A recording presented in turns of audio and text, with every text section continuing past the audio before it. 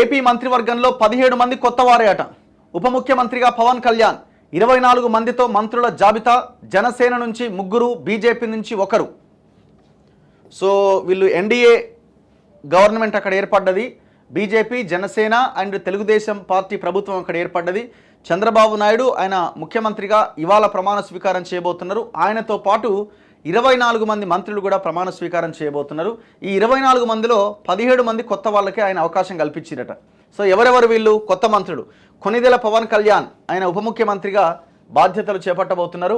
నారా లోకేష్, కింజారపు అచ్చెన్నాయుడు, కొల్లు రవీంద్ర, నాదెండ్ల మనోహర్ ఆయన Janasena, Ponguru Narayana, Anitha Vangalapudi, Satyakumar Yadav, Nimmala Ramanaidu, NMD Farooq, Anam Ramanarayana Reddy, Payyavula Keshav, Anagani Satyaprasad, Kolusu Parthasarathy, Dola Bala Veeranjaneya Swamy, Gottipati Ravikumar, Kandula Durgesh, Gummadi Sandhyarani, BC Janardhan Reddy, TG Bharath, S Savitha, Vasamsetti Subhash, Kondapalli Srinivas, Mandipalli Ramprasad Reddy. మొత్తం 17 మంది కొత్త వాళ్ళే అటు. ఇందులో 8 మంది బీసీలకు అవకాశం కల్పించినట్టున్నారు. ఇగో బీసీలు 8 మంది, ఎస్సీలు 2, ఎస్టీ 1, ముస్లిం మైనార్టీల నుంచి 1, వైశ్యుల నుంచి 1 అవకాశం దక్కింది.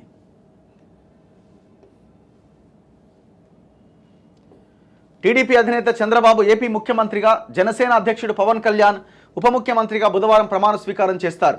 వారితో పాటే మరో 23 మంది మంత్రులు కూడా ప్రమాణ స్వీకారం చేయబోతున్నారు. ఉప ముఖ్యమంత్రిగా పవన్ కళ్యాణ్ ఒక్కరే ఉంటారు. పవన్ సహా మొత్తం 24 మంది మంత్రుల జాబితాను మంగళవారం అర్ధరాత్రి దాటిన తర్వాత 1:15 సమయంలో ప్రకటించారు. ఒక స్థానాన్ని ఖాళీగా ఉంచారట. జనసేనకు 3, బీజేపీకి 1 స్థానం కేటాయించారు.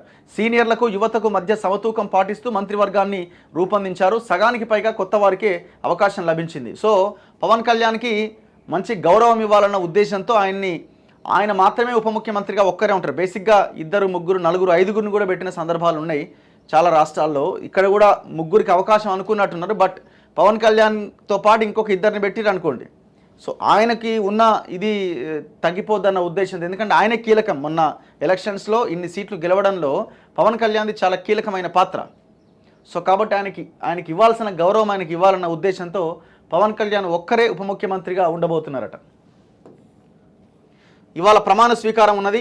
అన్ని ప్రాంతాల అభివృద్ధి, అమరావతి ఏపీ రాజధాని, కర్నూలు అభివృద్ధికి ప్రత్యేక ప్రాధాన్యం, విశాఖను ఆర్థిక రాజధాని చేస్తాం, కక్ష సాధింపులు ఉండవు, తప్పు చేసిన వారిని చట్ట ప్రకారం శిక్షిస్తాం, రాష్ట్ర అభివృద్ధికి సహకరిస్తామని మోదీ, అమిత్ షా హామీ ఇచ్చారు. ఎన్డీఏ శాసనసభాపక్ష సమావేశంలో టీడీపీ అధినేత చంద్రబాబు. నేడే చంద్రబాబు ప్రమాణ స్వీకారం. దారులన్నీ కేసరపల్లికి అట. సో ఇవాళ ముఖ్యమంత్రిగా చంద్రబాబు ప్రమాణ స్వీకారం చేయబోతున్నారు.